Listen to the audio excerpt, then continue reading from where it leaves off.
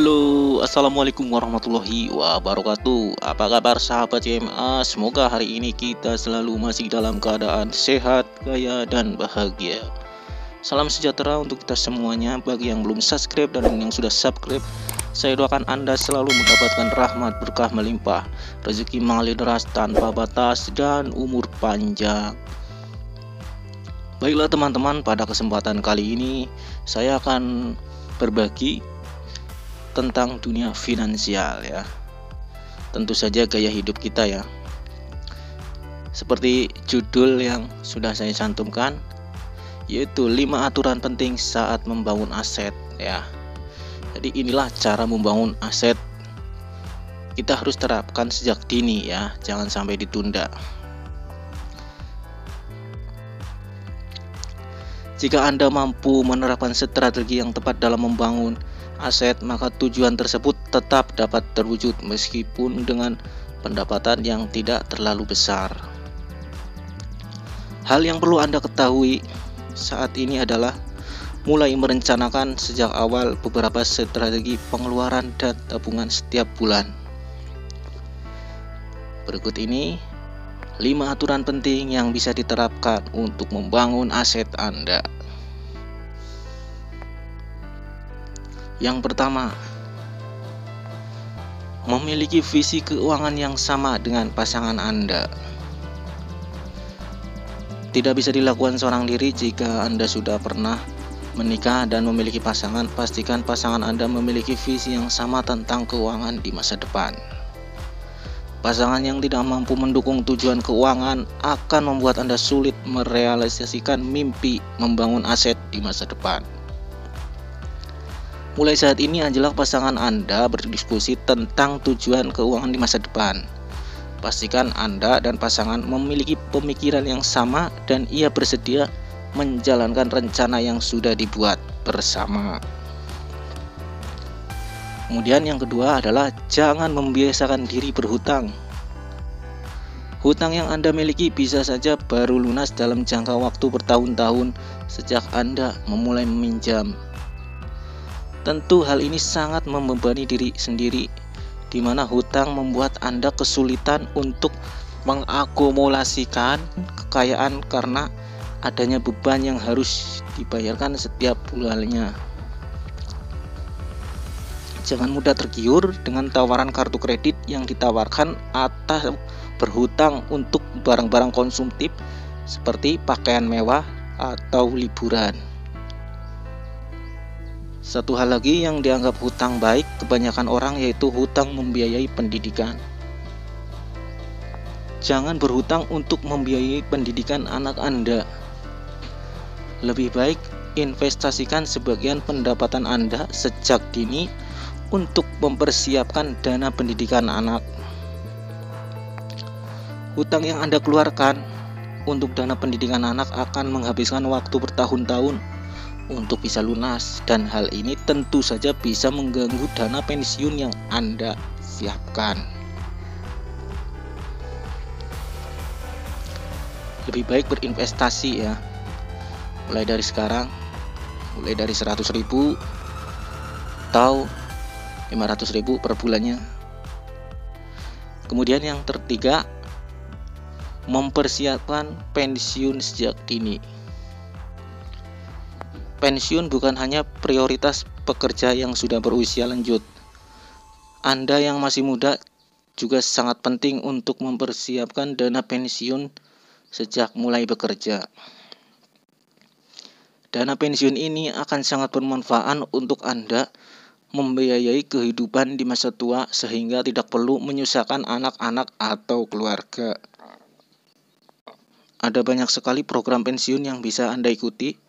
Jika perusahaan Anda memiliki program ini, tidak ada salahnya untuk ikut serta. Jika Anda masih berusia 20-30 tahun, sebagian pendapatan yang Anda miliki bisa diinvestasikan ke dalam instrumen saham yang memiliki tingkat imbal hasil paling tinggi. Yang keempat, hiduplah sederhana dan tingkatkan secara perlahan standar hidup Anda. Jangan menjadi pribadi yang hidup berlebihan di atas kemampuan Anda. Jangan membeli barang jika Anda tidak mampu membayar barang tersebut secara tunai. Memiliki gaya hidup yang berlebihan dan selalu seling berhutang akan mempengaruhi dana yang Anda miliki setiap bulannya. Hal ini tentu akan membuat Anda semakin sulit membangun aset dari nol. Nah, yang kelima, yang terakhir adalah jangan lupa dana pendidikan Anda. Aturan penting saat membangun aset terakhir berkaitan dengan pendidikan. Mengakumulasikan aset bukan artinya harus melupakan tanggung jawab Anda sebagai orang tua. Dana pendidikan anak tetap harus dijadikan prioritas dan perlu dipersiapkan sejak dini dan tidak boleh ditunda-tunda. Dana pendidikan yang tidak dipersiapkan sejak dini bisa mempengaruhi nilai aset Anda di masa depan. Jadi jangan pernah menyepelekan dana pendidikan dan memulainya saat ini. Pertimbangkan tingkat inflasi, lokasi pendidikan anak, dan jurusan yang akan diambil saat akan mempersiapkan dana pendidikan anak. Nah, dengan 5 aturan penting tersebut, kami berharap Anda bisa dengan mudah membangun aset yang menjadi tujuan di masa depan. Terapkan aturan tersebut secara konsisten dan disiplin. Demikian, semoga apa yang saya sampaikan ini bermanfaat. Terima kasih telah mengikuti. Wassalamualaikum warahmatullahi wabarakatuh. Semangat pagi. Apa kabar teman-teman semua mitra Tri AI Network baik Indonesia maupun di luar negeri? Ya, kali ini saya mau sharing sama teman-teman ya. Banyak orang yang bertanya di luaran sana, bagaimana sih Pak Anjar untuk bisa sukses di bisnis network atau khususnya di Car3i Network ini, teman-teman. Nah, kadang ada yang bertanya seperti itu kepada saya. Nah, untuk jawabannya, teman-teman, saya merumuskan ada tiga kunci sukses di sebuah bisnis network atau bisnis jaringan apapun itu sebenarnya. Nah, yang pertama kalau kita bicara bisnis jaringan, ya Anda harus banyak melakukan. Nah, ini kunci yang pertama, teman-teman. Banyak melakukan, banyak bertindak, banyak presentasi, teman-teman, banyak prospek. Nah, semakin banyak Anda prospek, insya Allah semakin banyak hasil. Bicara berapa banyak Pak Anjar? Saya harus prospek sehari, seminggu, atau sebulan. Nah, terserah. Yang pasti bicara angka. Semakin banyak Anda melakukan, semakin banyak hasil yang Anda dapatkan. Sejelek-jeleknya presentasi, tapi kalau banyak Anda melakukan, insya Allah ada hasil. Nah, kunci yang kedua, kita harus mau banyak belajar, teman-teman. Nah, belajar ini penting. Sebenarnya di dalam sebuah bisnis apapun, belajar ini sangat penting, teman-teman. Ya, baik bisnis network ataupun bisnis konvensional. Nah, kenapa? Kalau kita banyak belajar, pengetahuan kita akan bertambah. Dan pastinya, khususnya di bisnis jaringan, semakin Anda banyak belajar, Anda presentasinya akan semakin bagus. Dan orang akan semakin yakin, teman-teman. Maka, teruslah belajar. Jangan pernah Anda merasa sudah cukup, sudah penuh. Ya, baik belajar secara online ataupun belajar secara offline. Nah, apalagi kalau kita mau belajar sama orang-orang yang sudah bisa banyak membuktikan di bisnis ini, teman-teman.